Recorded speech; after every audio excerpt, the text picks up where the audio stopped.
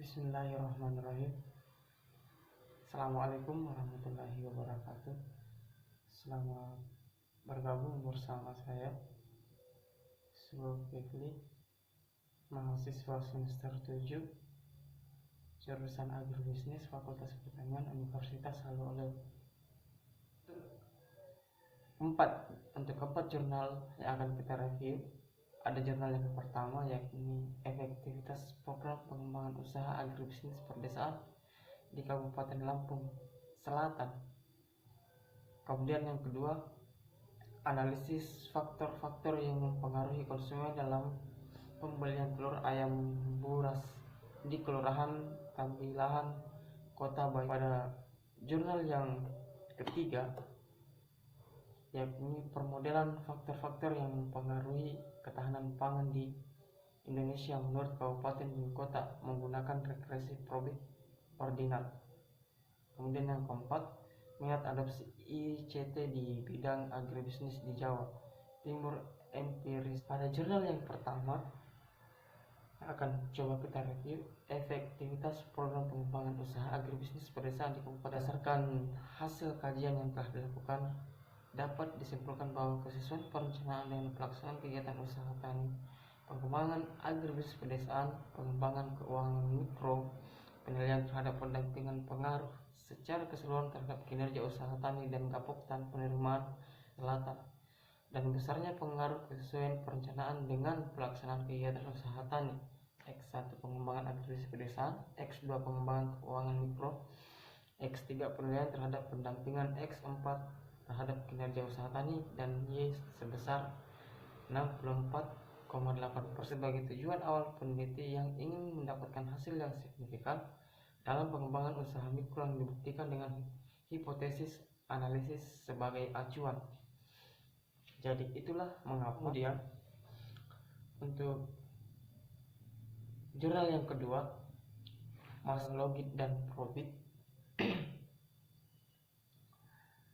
dari analisis faktor yang mempengaruhi konsumen dalam pembelian telur ayam buras di Kelurahan Tambilahan Kota.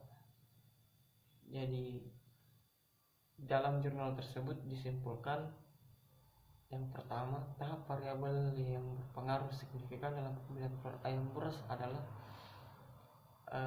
yang pertama usia, kemudian pendapatan, dan kandungan gizi dari telur ayam buras tersebut. Sedangkan variabel yang tidak berpengaruh signifikan adalah pendidikan harga telur dan ayam beras. Kemudian yang kedua yang disimpulkan oleh jurnal tersebut, besarnya pengaruh masing-masing variabel adalah variabel usia dengan koefisien regresi 0,134, yang artinya setiap penambahan umur suatu tahun maka pembelian telur ayam buras akan semakin meningkat sebesar 0,134 butir. Kemudian pada poin banyak pelanggan yang akan minat terhadap telur ayam buras selain telur ayam beras.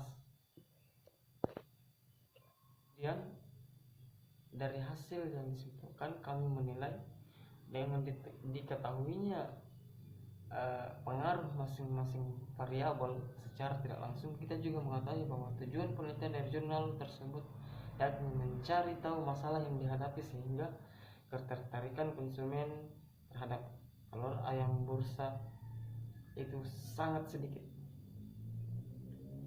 Jadi makanya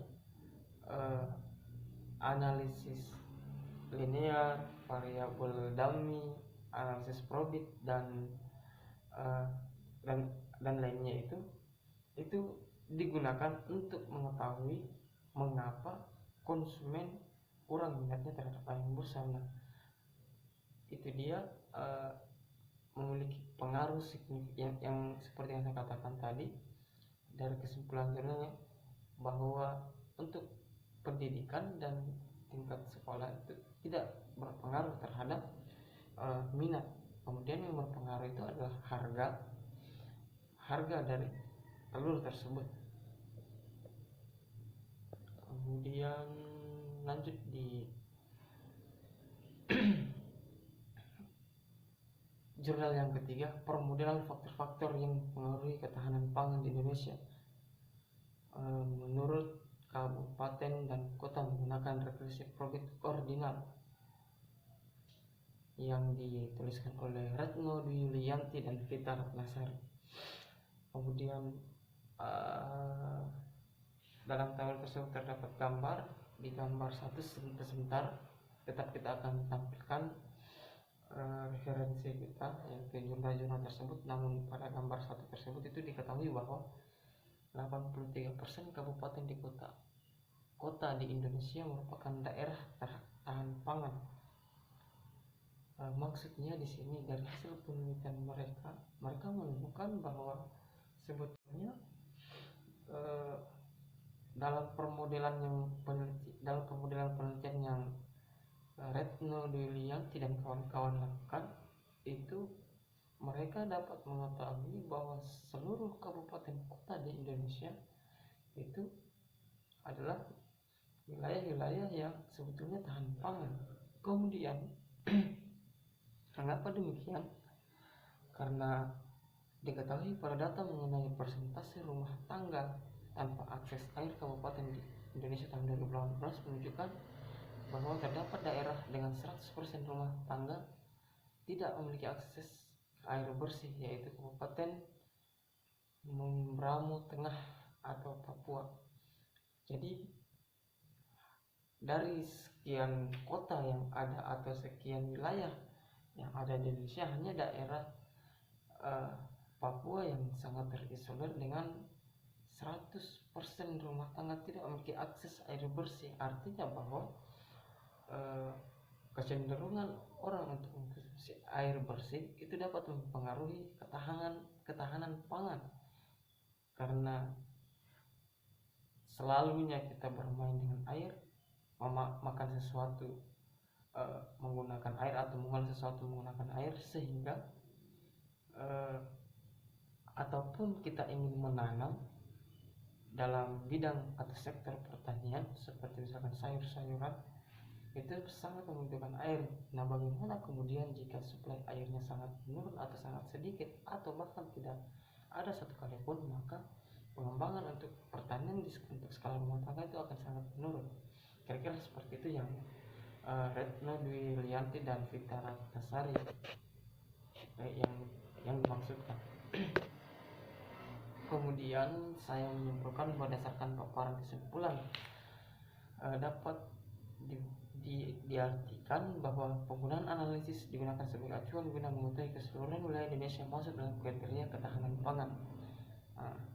Dari beberapa tabel statistik yang mereka lakukan, ternyata di Indonesia masih memenuhi ketahanan pangan, karena dari sekian persen daerah atau wilayah di Indonesia hanya kurang lebih 1-3% yang tidak memiliki akses air bersih ataupun situasi iklim yang tidak memungkinkan untuk melakukan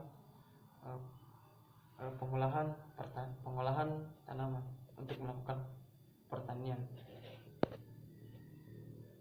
Kemudian jurnal yang terakhir untuk bagian 1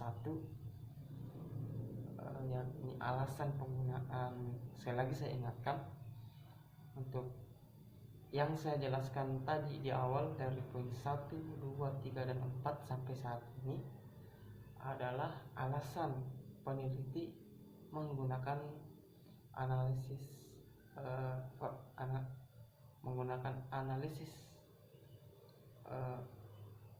analisis regresi, analisis variabel dummy, probit, dan lainnya.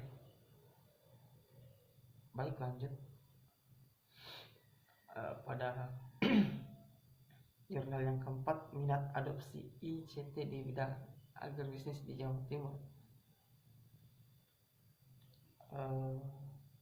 Penelitinya Sudaryanto dan kawan-kawan. Baik, dari isi jurnal tersebut menyimpulkan: 1. Deskriptif statistik dengan adopsi ICT di agribisnis di Jawa Timur menunjukkan peningkatan dan mendekati 90%. Saya ulang, deskriptif statistik tentang adopsi ICT agribisnis di Jawa Timur menunjukkan peningkatan dan mendekati 90% sudah menggunakan internet. Internet bagi agribisnis skala usaha besar lebih banyak digunakan untuk ekspor. Hal ini merupakan potensi pengembangan untuk kepentingan yang sama pada skala usaha bawahnya. Kemudian pada yang kesimpulan yang selanjutnya, model Y dan J adoption sangat praktis digunakan untuk mengidentifikasi tingkat adopsi ICT di bidang agribisnis di Indonesia apabila dilakukan secara bergelombang atau susunannya mulai berhierarki dari yang kecil kemudian yang besar, seperti misalkan komoditi-komoditi yang berkualitas itu dapat dipisahkan dari rasa, aroma, bahkan sampai ukuran, kurang lebih seperti itu. Kemudian hal ini disebabkan adanya peluang pengolahan alternatif variabel yang signifikan dengan kombinasi variabel sesuai ketentuan manajemen. Yang kemudian saya artikan lagi dari jurnal keempat ini, hasil analisis dari beberapa variabel telah menunjukkan kurangnya minat adopsi ITC karena berdasarkan faktor di mana mempengaruhi faktornya seperti ekspor ITC karena kurangnya minat.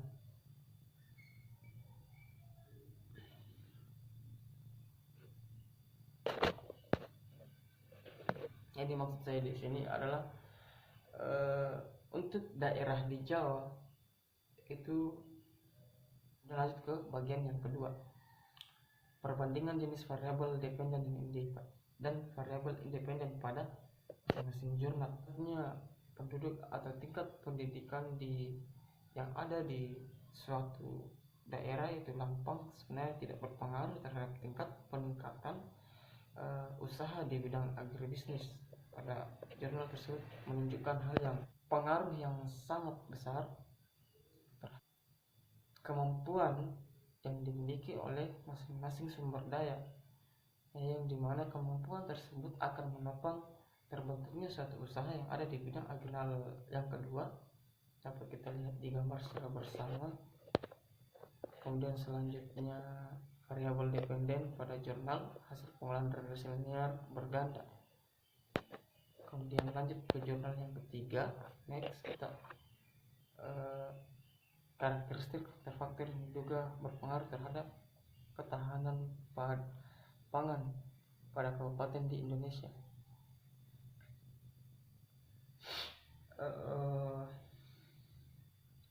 Faktor-faktor yang mempengaruhi ketahanan pangan seperti yang diduga di sini ada X1, X2, X3, X4 sampai X7. X1-nya persentase penduduk miskin, kemudian akses air bersih, kemudian listrik, kemudian ada ketersediaan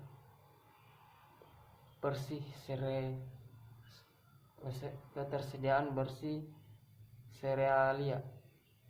Itu adalah faktor-faktor dari ketujuh komponen tersebut adalah yang diduga yang dapat mempengaruhi ketahanan pangan yang ada di Indonesia.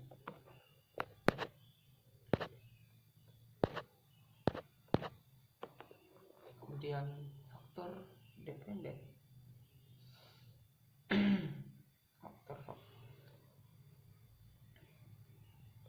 Kurang dan lebihnya mau dimakan. Wabillahi taufiq wal hidayah. Wassalamualaikum warahmatullahi wabarakatuh.